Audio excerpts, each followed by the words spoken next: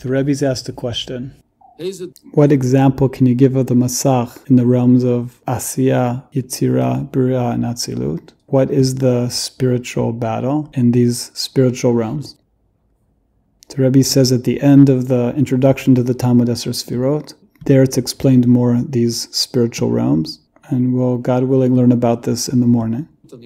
What I can say simply now, but I'm not meaning to go into it, it's not the time right now, but what I can say, the spiritual realms like you see in the drawings, drawing number 1 and drawing number 2, you see in the drawings, the realms go down from above to below. The first one is Adam Kadmon, then there's Atzilut, then Bria, then there's Yitzira, and then Asiya. And below Asiya is this world, Olam Hazeh. But I can say, the more that we're ascending, the lights are greater. So therefore the battle is stronger. The more that the light is great, the harder it is to give up on it. In material terms we see, the more that a physical pleasure is greater, it's harder to give up on it. And physical pleasures are considered nothing compared to spiritual pleasures. Imagine to yourselves, revelation of God, what tremendous pleasure. Like it says in the Holy Zohar, that if the light of God would be revealed even the tiniest amount, every person in the world would leave everything that we desire and would go like being completely crazy to keep the mitzvot of the Torah. Why? Because the pleasure in them is greater. But God hid the pleasures, and therefore we're not running after them. If it was revealed just a little bit, the pleasures in the mitzvot of the Torah, we leave all the pleasures of this world and be running after those pleasures like crazy, after the pleasures of the Torah. So therefore we can understand, the more that the light is bigger, the harder it is to overcome it, and the harder the work. That's what I could say at the moment. Why does the created being want to give pleasure to the Creator?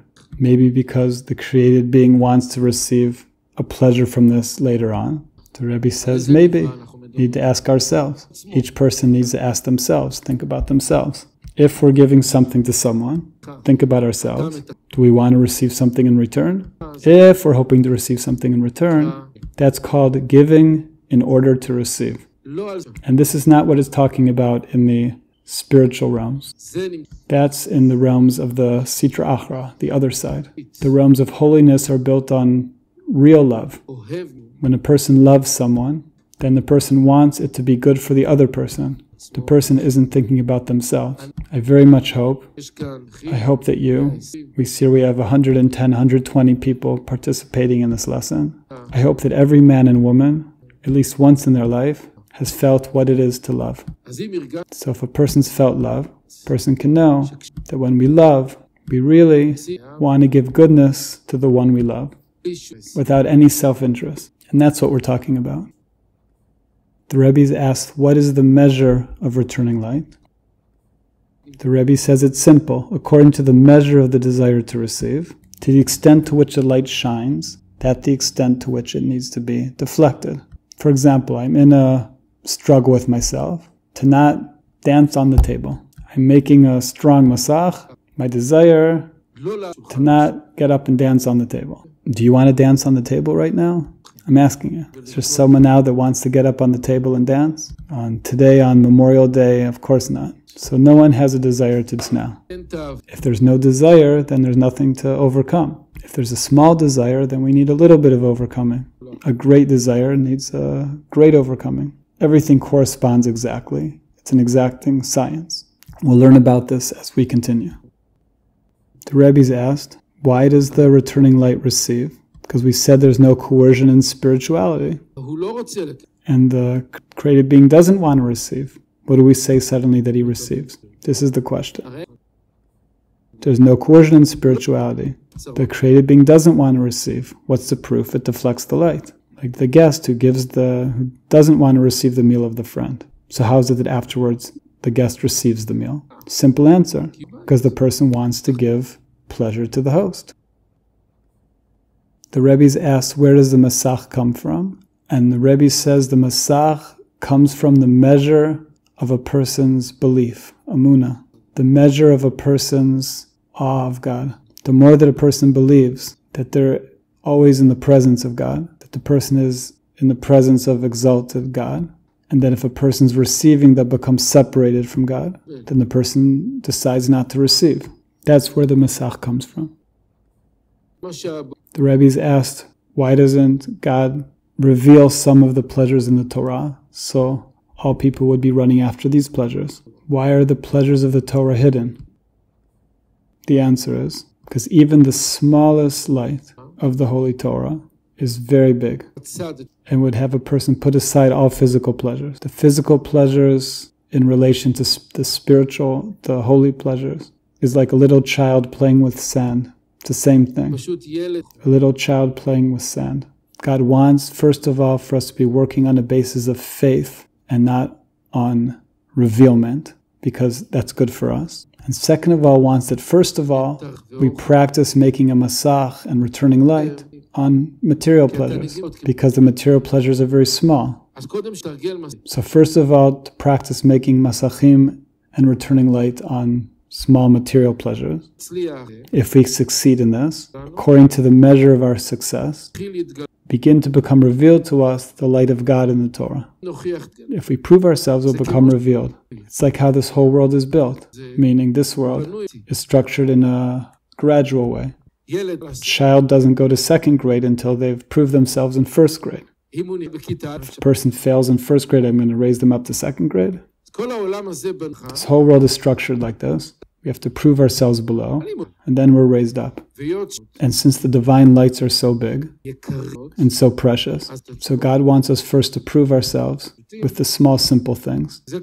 And this is what happens. According to the measure of the Masach and the returning light that a person activates on their material desires, then the light, divine light, begins to be revealed to the person in the Torah, in the mitzvot, in prayers, in different ways. The Rebbe reads a question written by a student. He says, is a serious student. Says, good evening, everybody. The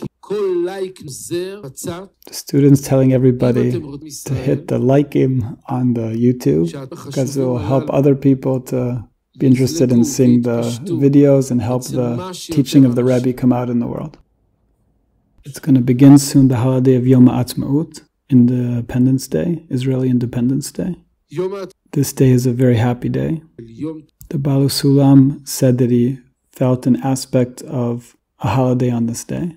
Why? The verse said this is a day God made to be happy and rejoice in it. God made an incredible miracle. There hasn't been like a miracle like this in all of the history of humanity. After 2,000 years of exile, that we were subjected to pogroms, to killing, to the Holocaust, a nation returns to its land. Something like this has never happened in the history of the world.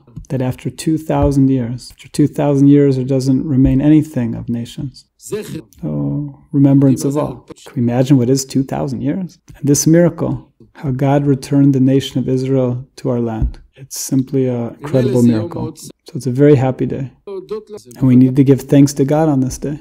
Every person according to their custom. But today is a day of thanks. That's clear and simple. The great sacrifice of the men and women soldiers of ours that fell in sanctifying God's name. Boys and girls, young, at the beginning of their youth, that their sacrifice will not be in vain. The Baal Sulam writes that we received a gift from God, but we need to be fitting to do a lot of actions in order to receive this gift in the proper way. And to receive this gift in the proper way means that we need to make actions, different types of actions. There's lots of actions. Each man and woman, thank God, excellent people, amazing people, to sit and think about this point, how we can cause the going out of this learning to the nation of Israel, to the ultra-Orthodox community, the Dati Leumi community, the national religious, and the non-religious. The more that this learning spreads in the world, it'll make a revolution. We want a revolution, an educational revolution, a spiritual revolution, and the revolution of our behavior. And then we'll be able to give complete praise on this gift that God has given us, the land of Israel, the nation of Israel returning to our land. It needs to be with the Torah of Israel, with the principles of the Torah of Israel, and then everything will be complete. The more that we are not internalizing the Torah of Israel, then the gift that God is giving us and this great miracle that God made are not able to withstand. Because like it says in the Torah portion that we'll read this coming Shabbat, portion of Acharei Mot, it says that if we behave like the nations of the world, then the land of Israel will throw us up outside, will throw us out. If we act like the nations of the world, and we don't put here Israel, the concepts of Israel, that are fitting to the land of Israel, and that are fitting to the God of Israel. So that's what it says in the Torah. The land will throw us out. We make the land impure, so the land will throw us up, throw us out. That's what it says in the Torah. And we know that with God, we can't fool around so much. We've already seen this. So we need to take this to heart, all of us, also me, all of us, all of us. The Rebbe is asked, in physical reality, we see that hunger pushes away the embarrassment. The Rebbe says it depends on who. The Rebbe is asked if the created being has now doubled its desire to receive, because now it has pleasure also from receiving and also pleasure from giving. The guest is enjoying from giving to the host and is also eating the meal. How is he giving to the host? By eating the meal. So the guest is actually profiting from everything. This is the complete situation that's called receiving in order to give. The Rebbe is asked, how can we make a Masach? The answer is, but we're always saying, Torah and mitzvot, the outer aspect of the Torah and the inner aspect of the Torah. The Torah tells us what's forbidden, to do this or this. When the Torah says that something's forbidden, doesn't mean that we don't want it. Of course we do want it. Otherwise the Torah wouldn't have to tell us it's forbidden. Something that we don't want anyways doesn't need to be forbidden. So we do want. And on this the Torah says that it's forbidden. So the Torah and the mitzvot and the inner aspects of Torah all work together and to give within us divine light of belief in God. And this is what King David called, in short, I put God in my consciousness always. According to the depiction of the exaltedness of God, so is a person able to overcome their desire to receive. A small God, a small overcoming. A big God, a big overcoming. So what do we have to work on? Developing as much as possible our belief in God. That's the main point. The Rebbe's asked, what's the main difference between the Tzimtzum and a Masach? Answer. Tzimtzum means a complete separation. Masach means a relative separation. This means Tzimtzum means that the created being doesn't come in any contact with the light. Nothing. Masach comes in contact with the light, deflects it, and part of the light it receives and part of it doesn't receive. It's like the guest who understands that they'll do a pleasure for the host by eating, but he doesn't fall on all the food, eat all the food. He takes some of the food to give pleasure to the host. That's the difference between a tzimtzum and a masach. The Rebbe's asked that now when we're sitting in our homes and can't go out because of the corona, is it a form of tzimtzum? That's not of our own desire. The Rebbe says yes. The tzimtzum was brought on us. Afterwards it was made on us a masach. We can go out 500 meters, not 600 meters. The Rebbe's asked if a person makes a masach, but out of self-interest, if that's also considered a masach. If that's a stage in making a masach. The Rebbe says yes, of course it's a stage. We're all going from stage to stage. Meaning, for example, by the Rebbe of blessed memory, my Rebbe, there's a very strong connection between the people. An amazing connection. Great love. Now, a person before sunrise would come to learn and was very tired. It's hard to get up. But the very fact that the person knew that there's friends that are waiting for them to learn together in the Beit Midrash, it was enough for the person to wake up and come. So even here, this action could be that they're getting up before sunrise to come to the Beit Midrash to learn because of interest, self-interest, because they wouldn't feel good from their friends if they didn't go. But that's a stage. And all these stages that are called lo lishma, not yet out of pure intention, We need to pass through these stages. There's all different stages of Lo Lishma. We can't expect that immediately we can hit the button and be able to do things only out of love for God. It's a process. In the beginning, we start out of self-interest. And slowly, God reveals to us what's positive and what needs to be fixed. And slowly, we ascend. Someone says to the Rebbe that, so in the end, also the giver and also the receiver are both giving. And the Rebbe says, yes, that's correct. The Rebbe says we'll finish here. There's a lesson in the Zohar after this, and we'll, God willing, talk more about Yom Ha'atzmaut. And the Rebbe wishes a Chag Sameach to everyone.